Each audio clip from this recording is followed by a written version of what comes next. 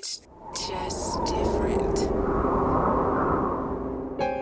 Whatever one's reaction to this proposition has to be the question of whether or not civilizations can be considered as such equal, or whether one civilization has the right to overtake and subjugate and in fact to destroy another. Now what happens when that happens?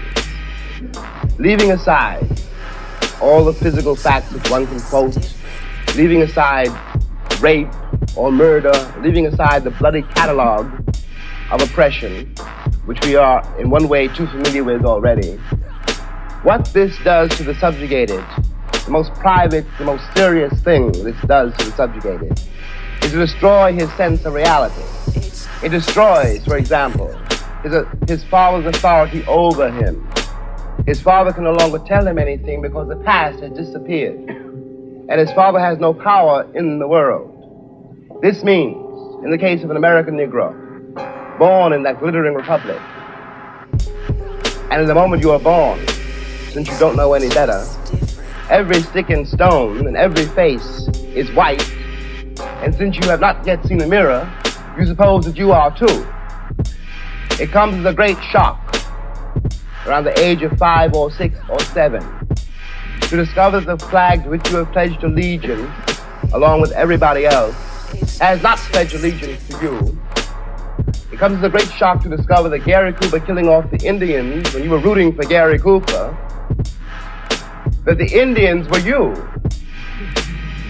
It comes as a great shock to discover that the country, which is your birthplace, and to which you owe your life and your identity, has not in its whole system of reality evolved any place for you. The disaffection, the demoralization, and the gap between one person and another, only on the basis of the color of their skins, begins there and accelerates throughout a whole lifetime. To the present you realize you're 30 and are having a terrible time managing to trust your countrymen. By the time you are 30, you have been through a certain kind of mill. And the most serious effect of the mill you've been through is again not the catalog of disaster.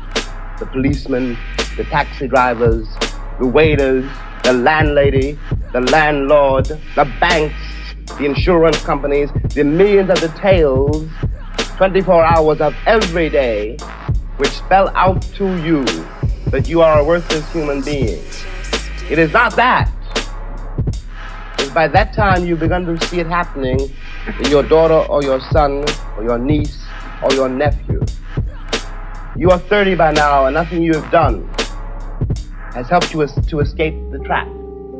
But what is worse than that is that nothing you have done, and as far as you can tell, nothing you can do, will save your son or your daughter from meeting the same disaster and not impossibly coming to the same end.